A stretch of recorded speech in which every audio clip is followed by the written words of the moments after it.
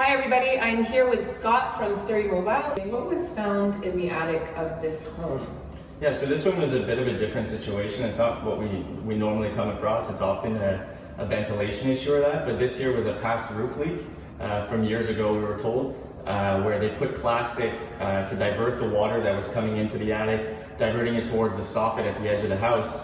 But by putting that plastic between the wood trusses, it's created a pocket for air to build up and condensation, which has led to mold, and there's all kinds of staining along the wood between each of the so trusses. mold was found in the attic of this home? Yeah. Okay. Roof leaks often do lead to mold as well.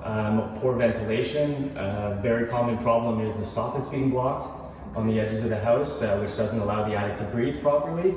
Another problem very common is that the vapor barrier in older homes has degraded because of the way that they used to create vapor barriers using paper instead of plastic like they do today. And the thing is, after 40-50 years, that paper degrades and no longer has vapor barrier characteristics left to it. Okay. How do you treat mold?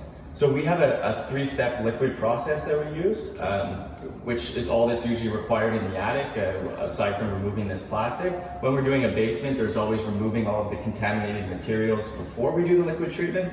But it always has a 3-step liquid treatment that we use. Okay. So when we start a basement remediation process, the first thing we're going to do is place the basement under negative pressure to make sure that we're not going to cross-contaminate and put spores in the rest of the house. So that way the area that we're treating is sealed and the air is being sucked out of the house from that area and not going freely into the rest of the house. Right. So that's the first thing we'll do. We'll set up plastic with tape and make sure that everything is sealed off. Remove all of the contaminated materials so that we're left with everything that's going to stay to be rebuilt afterwards. Okay.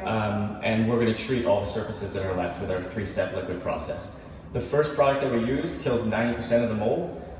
So we want to make sure that we get that on all the surfaces. In the attic, we use an electric fogger to apply it in a fine mist. An electric what? Sorry? An electric fogger. Fogger. Yeah. So, okay. So it basically creates fog, which is a fine mist of the chemical, so that way it's going to get on all the surfaces of everything, because that product kills 90% of the mold on the first day. Right. Okay. The second day we come back with a industrial grade bleach product to kill to remove the stains. Bleach does not kill mold, but it's imperative to remove the stains so that, especially when you're selling a house, the building inspector does not find mold because the mold has been remediated. And that way also, we know that if there are new stains that appear, it's because the mold has come back, so we can come back and warranty the work. Right.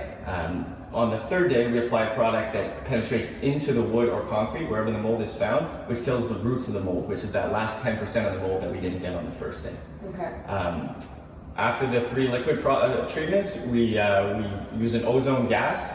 We fill the area with ozone gas to kill any airborne particles, so that way, when we're done the treatment, the air in the area is cleaner than the air outside. Okay, great. If you have any fear or any concern of having mold in your house, just call a professional. If it's a small area, like in a bathroom, like on the surface of tile or that, right. There's products you can buy at the hardware store that are fine for treating small areas like that. But if you're finding it on baseboards or under windows or in your basement, things like that, it's best to just call a professional. Okay, great. Thanks, Scott. You're very welcome.